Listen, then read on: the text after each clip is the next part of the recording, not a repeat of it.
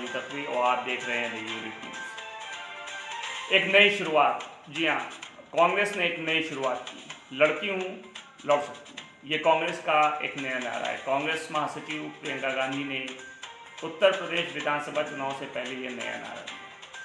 कांग्रेस महासचिव प्रियंका गांधी ने उत्तर प्रदेश विधानसभा चुनाव से पहले एक बहुत ही बड़ा दांव खेला है।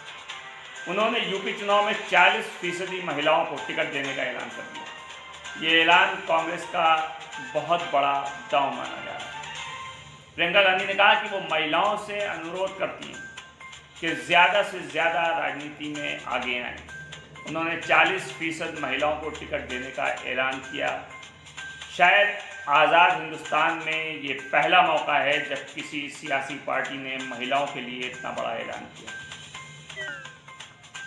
उन्होंने कहा कि हमने हर विधानसभा के लिए आवेदन मांगा है और अगले महीने की 15 तारीख तक खुला हुआ है। जो चुनाव लड़ना चाहता है वो आवेदन कर सकता है। यानी महिलाओं को एक खुली आज़ादी दी है कि जो भी महिला चुनाव लड़ना चाहती है वो अपना आवेदन दे सकती है। प्रियंका गांधी ने कहा कि हम महिलाओं को राजनीति का मौका देंगे, ज़्यादा से ज़्यादा महिलाएं आगे आएँ और राजनीति में हिस्सेदारी तय करें। प्रियंका गांधी ने कहा कि अगर उनका बस चलता तो वो 50% महिलाओं को टिकट देती।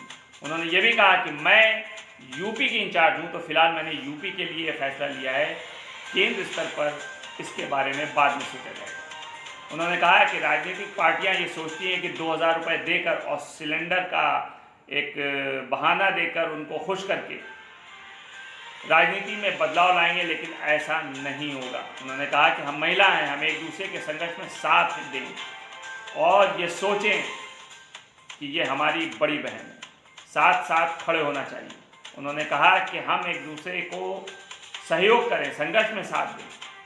कांग्रेस की यूपी प्रभारी प्रियंका गांधी ने कहा कि अगर कोई अपनी बहन बेटी को चुनाव लड़ाता है तो इसमें कोई बुराई नहीं है, वो तब भी सक्षम हो जाती है। उन्होंने कहा कि जाति के आधार पर नहीं बल्कि हम महिलाओं को मेरिट के आधार पर टिकट देंगे। कांग्रेस महासचिव प्रियंका गांधी ने यह भी कहा कि मेरी राजनीति सिर्फ और सिर्फ इसलिए है ताकि बदलाव आए, कुछ आशा, कुछ उम्मीदें जगें। ऐसी राजनीति वो चाहती हैं जिसमें सेवा और प्रेम का भाव हो, कुचलने और मारने का भाव ना हो। प्रियंका गांधी ने लखीमपुर खीरी की घटना को भी याद किया, उन्होंने जिक्र किया। उन्होंने कहा कि लखीमपुर खीरी में हर तरफ अंधेरा है। उन्होंने खास तौर से जो बात कही, उन्होंने कहा कि दो महिला कांस्टेबल मुझे सीतापुर ले गई और सुबह 4 बजे तक वो उनके साथ वहाँ रहीं। उनकी सीनियर महिला अधिकारी की बूढ़ी माँ अकेली नोएडा में रहती। उन्होंने कहा कि महिलाओं को आगे बढ़ना चाहिए। प्रियंका गांधी उत्तर प्रदेश विधानसभा चुनाव आने से पहले लगातार बीजेपी सरकार पर निशाना साध रही है।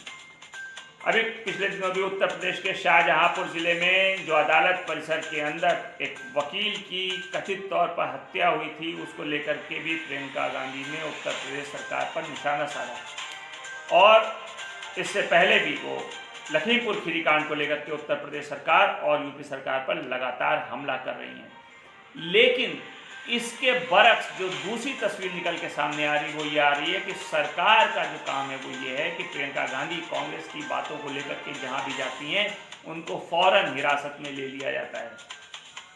चाहे वो लखीमपुर खीरी की घटना हो जिस पे बहुत ज़्यादा बवाल और हंगामा हुआ, और चाहे वो आज प्रियंका गांधी का प्रस्थान, आज भी उनको रोका गया जगह जगह और कोशिश की गई कि उनको हिरासत में लिया जाए।